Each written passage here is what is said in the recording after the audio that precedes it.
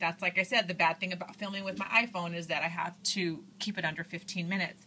But I really wanted to share with you how I embellish the front, the little things that I did that are so simple and easy, and they just make your book so cool. No matter what you're doing this on, if you've made your own book, if you've made your own scrapbook journal, whatever it is, it's those little touches that you add that make it so personal. So, okay, I ended the video just showing you how I did the pages, and then I went ahead and stitched them in.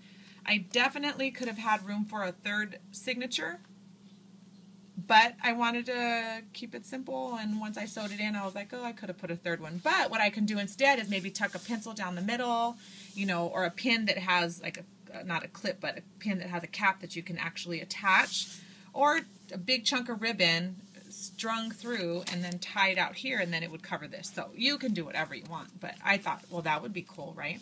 So then you end up with this awesome flap and this awesome pocket where you can tuck scrap paper, pencil, ticket stubs, receipts, memorabilia, pictures, whatever that you don't have time to journal at the moment, or that, you know, maybe index cards that you've made some journaling spots, whatever. You tuck them in here and then close it up and you're all good to go, okay? So for my closure, I did I don't know what you call them, but the wraparound, you know, you see a lot of interoffice memo folders. Remember those from a long time ago? Gosh, that was the only way to communicate within the office. I don't even think they probably have those anymore. So what you do is you punch 2 circles, one smaller, one larger, do an eyelet through the middle. For the back, you want to, what I did was put the string through the middle. You can see it right there. See the little string? Put the string through the middle, put my eyelet. I punched my hole with my crocodile, the long reach. My hands are so veiny. I punched a hole right here. You can see it. Okay, and then I put the string through that circles first. The string went through first. Then I put my eyelet through so that it was going to sandwich. When I cinched it, it was going to sandwich and seal, you know, keep it stuck in there. And then I put my crocodile in here, closed my eyelet, and then that left me with my little string on here, you see. Then I did the same thing for the front minus the string, and I just went through both. I just went through the front, through the whole envelope, and there you go. There you have your closure. Okay, so let's see what I've done here on the front. Now, mind you, this is what it kind of looks like plain. Okay, so I ink distressed, I paint distressed, I doodled just like lines. I stamped this. Life doesn't have to be perfect to be wonderful. It's a Tim Holtz stamp, and I embossed it in black. On these little flowers, the stamp set came with the little center, and I heat embossed the centers with copper just to add to it. The Dear Diary, I punched these little letters out of an old stamp set. It's Nostalgique, that's what I was trying to remember. It's a really old one. It's from EK Success. Is it? Yeah, EK Success Typewriter ABC set. Rebecca Sauer, I don't know how she pronounced her last name. She had come out with the line for EK Success like many, many years ago. And I got lucky and I found this at a swap meet. But I have a few of her punches that were real old. Anyhow, any font set. I used this typewriter one, punched out the letters after I stamped them with a small circle punch, glued them down. I outlined them, if you can see, and then I glossy accented them. This is my Dymo label maker that just says Dear, so Dear Diary. This is a old Fiskars, not old, I keep saying old. This is a Fiskars punch. See, it's a little cloud. I love using these for dates. I stamped Take Note, which that stamp came from a recollection set, which should be around here. I wanted to give you as much information as possible on what I did. See, that it's in this set, so Take Note. I outlined the flowers. Let me back up. Prior to deciding it was going to be a journal, I did stamp all around the outside just to kind of build my canvas, my envelope canvas, build it from the outward in, so that basically if you can look at it and like don't pay attention to the heart and the tree and the Dear Diary, but you can see it's all collaged and then it's inked, and then I was adding stuff, like the stamping all around the edges to kind of make it busier on the outside and then leading towards the address, which was going to be the main focus if I ended up using it for an envelope, but then obviously I didn't. So anyhow, that's what I did, and then added, continue with my embellishing. But anyhow, so let me stick with the front and then I'll go to the back in a second. So with this being that other half of that top note shape where did I explain that? Yeah, I think I did. Yeah, I did. So I painted it, right? And so that was going to be my area for writing.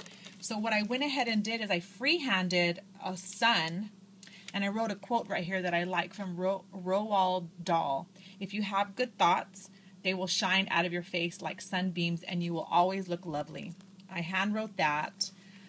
This was an old heart that I had cut. I die cut it out of corrugated paper, and I painted it red. And I've had it around for a really long time wanting to, I don't know what I was using it for and ended up not using it, but I've kept it. So I laid it down right here and traced the shape, and then I removed it. So that way I could have kind of like a line of where I could write. And then I wrote deep, dark secrets of my heart. Shh, like it's a secret. And then I glued it down. Okay, so that's it for the front. I colored my girl with my Copics, which I don't suggest doing because I think I ruined one of the tips, but we'll find out. I definitely use like Stampin' Up! Markers, maybe Tim Holtz Distress, or even painting her instead of using your markers because it dirtied up my tip, which I was a little bummed, so I'm afraid I might have ruined one. But okay, here's my other tip before I share with you the back. If you're going to stitch like I did, if you're going to sew on there, I sewed on here after I'd already bound my book. Then I realized, oh, I wanted to sew. Well, had I done that prior to finding it, I could have just went all the way around in one stitch, I did a zigzag all along, with the exception of here I did a straight stitch so that it would be able to close. Had I zigzagged it, I wouldn't have been able to close it unless I zigzagged right below the flap. You get what I'm saying? But I straight stitched it right here. Now I had a couple people ask me about my stitching. I'm going to do a whole separate video on that, and I promise to get to those because I know I had a couple questions. So anyhow, I stitched on there after the fact. But if you're going to do this, do all your collaging, not so much your more detailed embellishing, but do like your basic stamping, inking, and sewing before you embellish, okay? That way you can get everything covered the way you want it, and then you fold it in half, and then you can decorate your front and decorate your back. Okay, so that's pretty much the front. Now the back, I had these little strips of things I had typed out on my computer, and I went through the little jar. I keep this jar right here filled with, now look at how much I've used them because this whole thing was full, and it's all inspirational stuff like be brave, be strong, be beautiful, like that whole be type, be this, be that, whatever. But I also have the stuff that says this one says she tried her best every time. She was a good friend. She learned new things. So I glued those down. I have this punch. I don't have it on my desk. I think I put it away. It's a punch of little angel wings. I did that, and I heat embossed them with gold and put a heart. So it represents, your wings your heart taking flight, Okay, now I created my little tree because I had this quote that I wanted to use. The stronger the breeze, the stronger the trees. So I created, I made my own little tree. I embossed it with a Tim Holtz embossing folder. It's supposed to be the tree, but you don't really see like the pattern of a tree. It's just kind of like the little bumps. I think my son's coming right now. 2 more minutes. Okay, I also have to get up to open the door for him. So anyhow, so then I created that and I inked around my tree. So I put that down there, and the stronger the breeze, the stronger the trees represents, your strong roots and, you're grounded. So the more trials come your way, your roots get stronger, so your tree is stronger. And like I said, I doodled. So that's it. I hope you like it. And you see, it's pretty. I want to leave the inside a little plain. Not plain, but just as is. But look at, isn't that so awesome? I love when my wheels start turning and inspiration strikes me. So that's it. There you go. If you have any questions, please. Oh, wait, let me back up. Look at, you can also use this for your closure.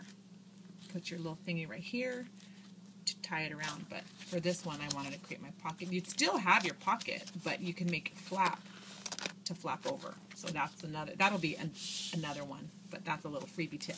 So there we go. Look at that. And I left my string, left my string kind of long. Left my string long. There you go. So that is my journal out of a 9x12 envelope. And I hope you like it. If you have any questions, please post them below and I will get to answering my comments. So thanks for watching and have a great day. Bye.